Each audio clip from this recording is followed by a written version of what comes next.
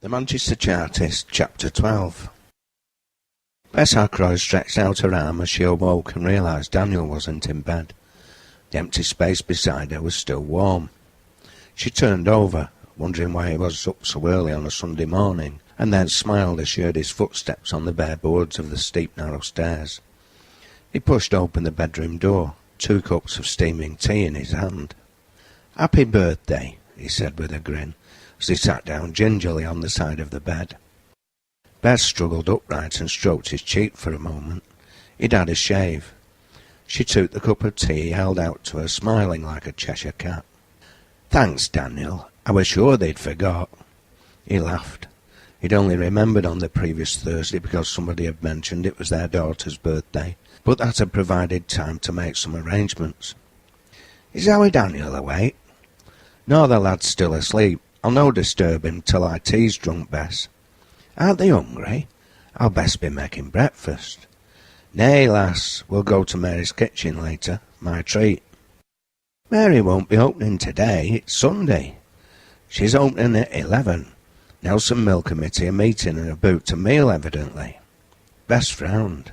"Are they sure? They said nowt to me." "I am sure. But if I'm wrong, we'd have enjoyed walk. It's a crisp day out yonder." He smiled and kissed her on the nose. "Get ready, Bess. Best not waste good weather. Your Sunday best is on bed end waiting for thee." "Pass o'er our Daniel first. I'll feed him." She placed the cup down as Daniel went to retrieve the lad from his basket, resting on a low chest at the bottom of the bed.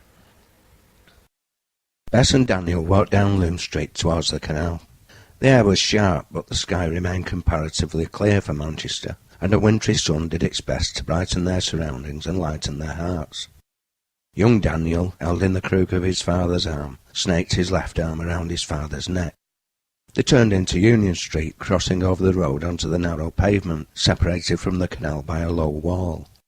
Young people, mainly unmarried girls in small groups of 4 or 5, ranging from 12 to 20 years old, walked along the canal towpath arm in arm, obviously enjoying the unseasonable sunshine. All like Bess, wore the regulation long shawl around their shoulders, which would cover their head as well as their shoulders later, and be fastened under the chin to protect them from the cold. Most wore white dresses, finishing just above the ankles, over cotton petticoats, although the few able to afford it preferred flannel, which was warmer. The feet of all, save the very poorest, were shod with Sunday best clogs, polished to perfection. Small groups of boys and young men sat on walls trying to gain their attention, as young males tend to do, but the girls more often than not remained aloof, ignoring their flirtatious comments, banters and entreaties. They could afford to. The majority of the older ones were spinners, and therefore amongst the highest paid workers in the area. They could pick and choose, and the males had little alternative, save hoping they might drop lucky and find themselves to be the chosen one. There were many families now where the women were the main breadwinners, and all too many men sat at home, darning socks. Males were no longer cock of the walk in the cotton districts. The mill girls knew it, and were not backward in taking advantage. The Ackroyds walked into Mary Upton's yard, which had undergone a transformation with Daniel's help. The ivy-clad cottage remained the same, but a large timber-framed awning running the full length of the barn extended over the cobbled yard.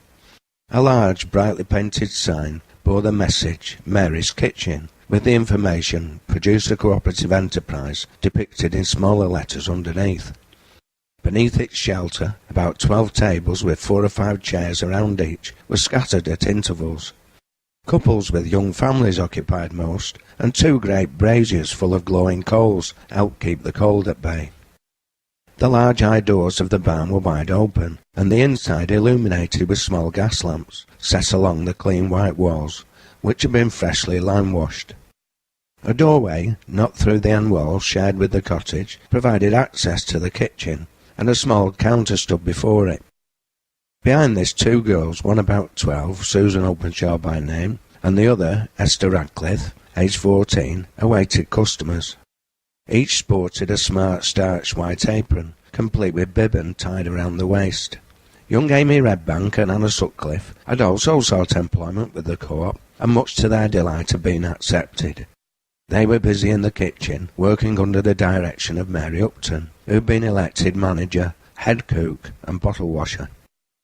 Like the outside covered area, tables were scattered seemingly haphazardly throughout the room, although this was misleading, as the arrangement made access to each table easy for those serving food.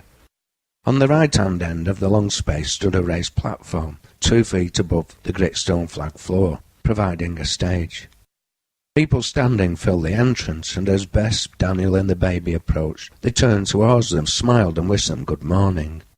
Most were Gibraltar and Nelson Mill employees. They parted, and Irene Rose appeared, accompanied by Lisa Hodgkinson. The mill owner's daughter extended her hand out to Bess. "Happy birthday, love," Irene Rose and Lisa said in perfect unison. Daniel stopped in his tracks, a big smile on his face, pleased his hitherto secret arrangements for Bess's special day were proceeding to his satisfaction. Taken by surprise, Bess looked back at him over her shoulder for a brief moment, pulling a face, as Irene Rose guided her to a large table placed parallel with the back wall of the barn. She pulled out a seat for Bess and sat her down, taking a seat on one side of her, whilst Lisa sat next to her on the other. At that point, a fiddle began to play, and everyone began to sing the birthday song. That done, those present clapped and cheered, and soon women bearing plates of food and jugs of fresh milk appeared. Daniel, accompanied by a gang of Bess's workmates, including Charlotte and Clara, and their children, took his seat at the table. Young Daniel sat in pride of place on his father's knee, enjoying being made a fuss of, as was his right. Lisa informed Bess it was a double celebration. Every single woman and girl who worked at Nelson Mill had now joined the union, as had most of the men. Her own husband was already a member of his own craft union, he being the mill's steam engine operative and millwright.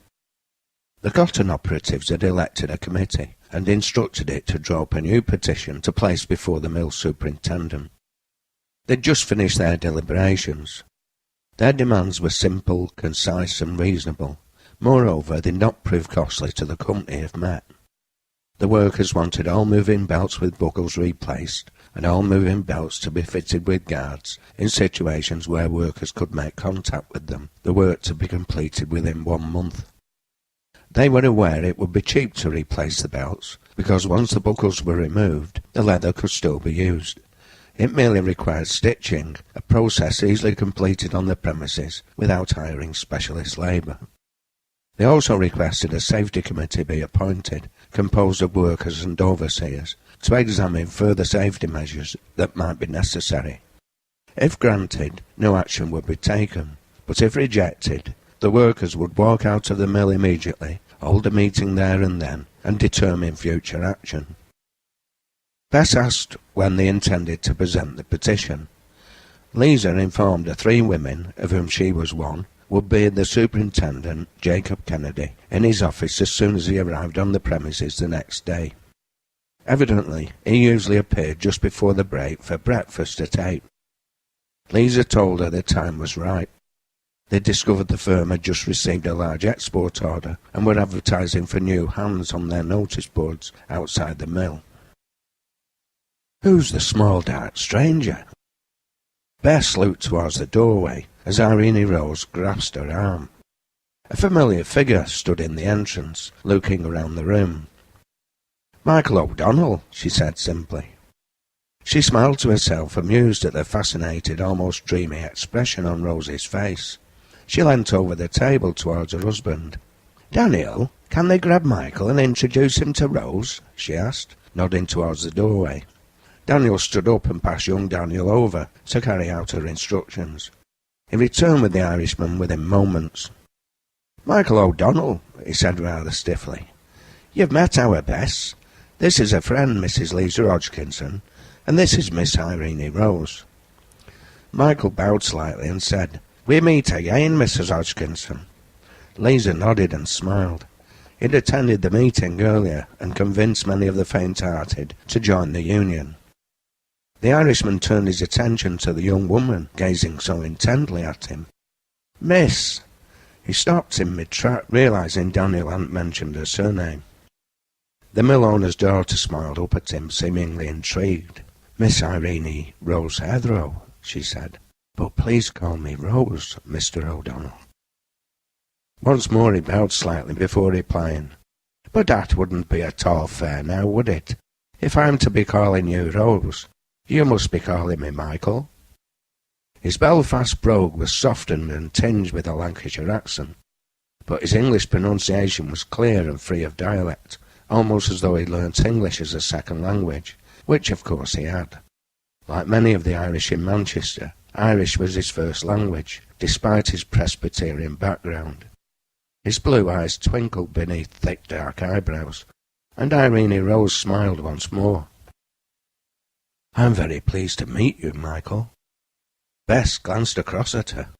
Rose seemed to be impressed, if not smitten. "Sit this hound down, Michael," she said with a grin. "Please join us, it's good to see thee again. And you too, Bess. I understand congratulations are in order. Happy birthday to you." Daniel pulled over a chair and made room for him. "Have you seen anything of your friend John Doherty?" "The big man'll be joining us shortly. He's promised to bring his fiddle, and we'll be treating you all to a few jigs and reels after lunch, I'm thinking.